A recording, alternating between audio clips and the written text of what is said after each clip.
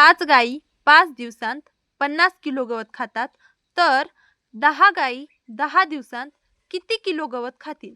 असे जे प्रश्न असतात ते मेनली या प्रश्नांचं येण्याचं टार्गेट जे काही असतं ते मुलांना कन्फ्यूज करणं आणि याच्यामध्ये गोंधळून मुलांचा परीक्षेमध्ये टाईम वेस्ट घालवणं हे त्यामागचं जे एक्झामिनर असतात त्यांचं माइंडसेट असतं.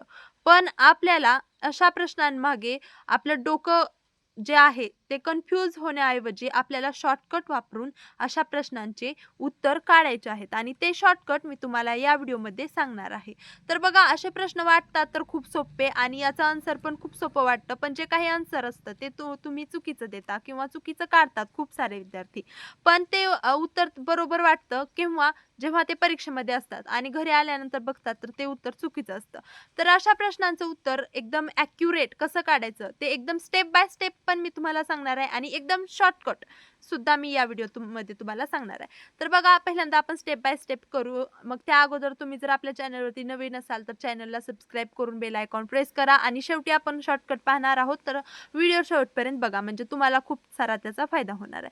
तर इथं 5 गायी 5 दिवसांत 50 किलो. आपलं इथं पहिलं टार्गेट काय असलं पाहिजे? तर 1 गाय एका दिवसामध्ये किती किलो चारा खाते? काय काढायचं आपल्याला पहिलं टार्गेट? 1 गाय एका दिवसामध्ये किती किलो चारा खाते? तर इथं 5 गायी 5 दिवस आहेत. तर हे 50 किलो आहे. तर आपल्याला अगोदर काढायचं 1 गाय 5 दिवसामध्ये किती खाते? तर त्यासाठी आपल्याला या 50ला अगोदर 5 ने भागावं लागणार आहे. 5 एक 5, 5 एक 5 इथं आलं 10 म्हणजे 1 गाय 5 दिवसामध्ये 10 किलो चारा खाते. 1 गाय 5 दिवसामध्ये 10 किलो चारा खाते. मग आता 1 गाय एका दिवसामध्ये किती खाते? मग 5 दिवसात खाते. तर मग हे 5 ने डबल भागायचं. 5 एक 5, 5 दुने 10 म्हणजे इथं काय आलं आपले 1 गाय एका दिवसामध्ये 2 किलो चारा खाते. ठीक आहे. मग आता आपल्याला 1 गाय एका दिवसामध्ये किती खाते ते निघालं. आता आपल्याला 10 गाईचं काढायचंय. मग अशा 10 गाई किती खाणार? 2-2 किलो म्हणजे असं आपल्याला याला 10 ने गुणावं लागणार आहे.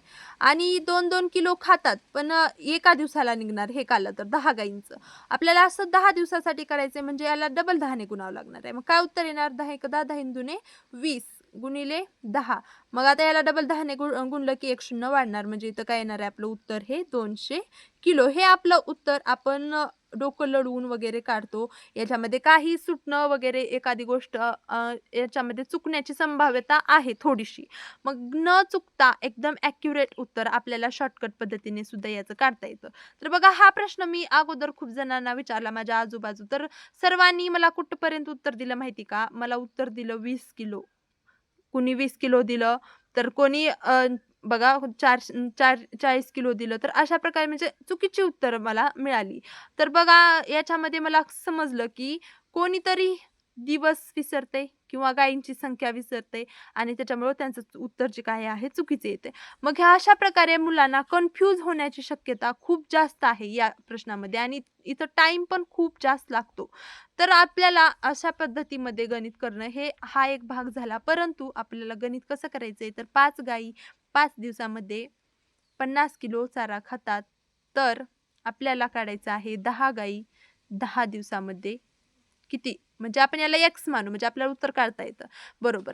तर बघा इथं 5 एक 5, 5 एक 5, 5 एक 5, 5 दुनी 10 इथं आलं 1/2 बरोबर. आता हे 10 गुणिले 10 इथं येईल 100 आणि डिवाइड एक्स. तर बघा आता इथं हे जे 2 आहे इकडं जाऊन गुणाकारामध्ये जाईल आणि इथं एक्स इकडं येऊन आपलं मध्येच येईल आणि एक्स गुणिले 1 चा गुणाकार 1 एक्सच येईल आणि इथं बरोबर या 100 आणि 2 चा गुणाकार 200 येईल. तर इथं बघा तुम्हाला उत्तर काढायला किती वेळ लागला. हे तर मी समजावत काढल्यामुळे मला जास्त वेळ तर लागला. तुम्हाला हे फक्त 5 सेकंदाचं काम आहे हे उत्तर काढणं. तर हा जो शॉर्टकट आहे तो वापरल्यानंतर तुम्हाला इथं परीक्षेमध्ये कुठल्याही एक्झाममध्ये असा प्रश्न येऊ द्या.